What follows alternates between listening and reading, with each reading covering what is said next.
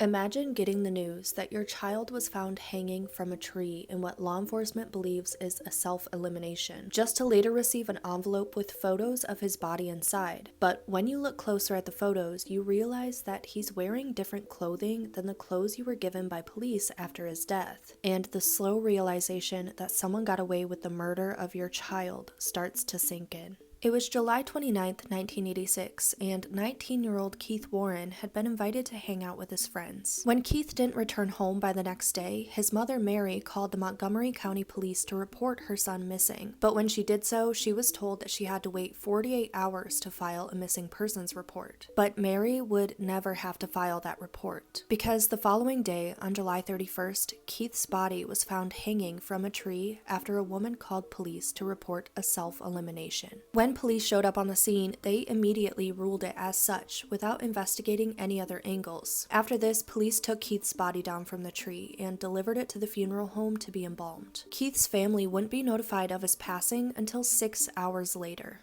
Years later, in April of 1992, Keith's mother would open her door to find an envelope laying on the ground with no return address listed. Upon opening the envelope, she found photos from her son's crime scene, but after a closer look, she realized that the clothes he was seen wearing in these photos were not the same clothes that were given to her by police. One of Keith's friends named Rodney would also come forward telling Mary that there was a group of guys looking for her son just a few hours before his death. Mary asked Keith's friend Rodney if he would take her to the tree where her son's body was found, but when they went to the site, all that was left was the tree stump. Police had cut the tree down for quote-unquote evidence, even though they had already closed the case and determined that it was a self-elimination. Because of all the red flags, Mary hired a private investigator to look into Keith's death. The private investigator came back with evidence that Keith had leaves on his back, suggesting that he had been lying on the ground before being hoisted up into the hanging position he was found in. Keith's family would also have his body exhumed to get an autopsy performed. The autopsy would reveal that he had a deadly amount of several very powerful chemicals in his system, chemicals that are usually found in glue and solvents. The levels would have been enough to kill him, but Maryland's chief medical examiner brushed this off as part of the embalming process. But the embalmer themselves disagreed and said that no such substances were ever used during Keith's embalming. To this day, Keith's death remains a self-elimination, and no other possibility has ever been investigated, meaning that whoever did this all of those years ago has been able to live a full life